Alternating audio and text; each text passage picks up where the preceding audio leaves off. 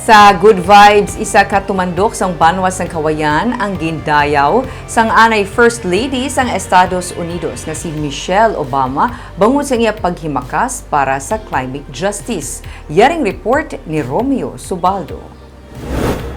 Sa Earth Day nga post ni ana US First Lady Michelle Obama, iyagin sila nga may 5 ka mga hubines nga mga kababainahan nga nagapakigbato para sa climate justice nga dapat kilalahon.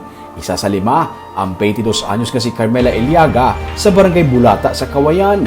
Nagdako si Carmela sa higad sa baybay kag saksi sa mga epekto sa climate change.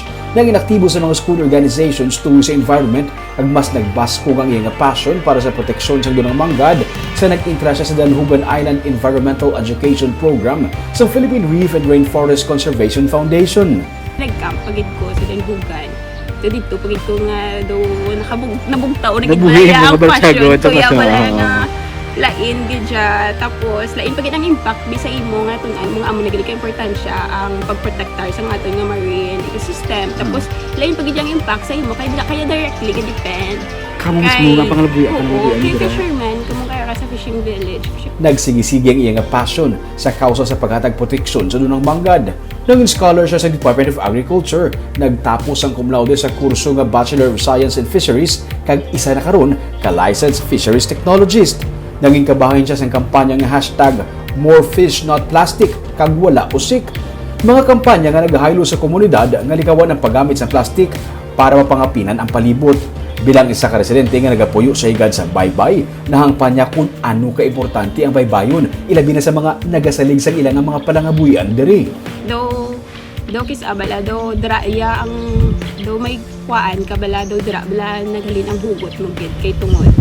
Ara ka sa fishing community tapos makita mo ang mga mananagat sila ang bala ang major nga food naton producers tapos sila man ang pinakapigado tapos sila pagid ang pinaka affected bala sang sea level rise ang typhoon sang pagdutay sang isda sa kadagatan. Gani iyang ikakibot sa naglabot sa igtalupangod di Obama ang iyang mga inagyan.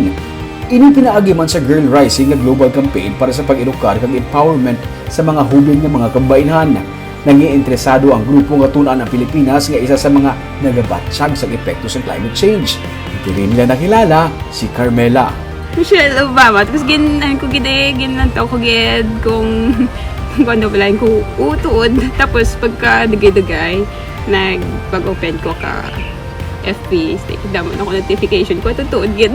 Ato, nakakuan ka na sa ila. Kibat man ko kay te wala man do ka unexpected man na tapos wala man ko do ka low profile man lang ko tapos nang do ka gulpigan pero honored man ko na feature. Sa karon, in charge si Carmela sa paglibot sa mga baybayon sang Kawayan, si Palay kag hinubaan para maghimo sa mga long-term nga plano para mapangapinan ini.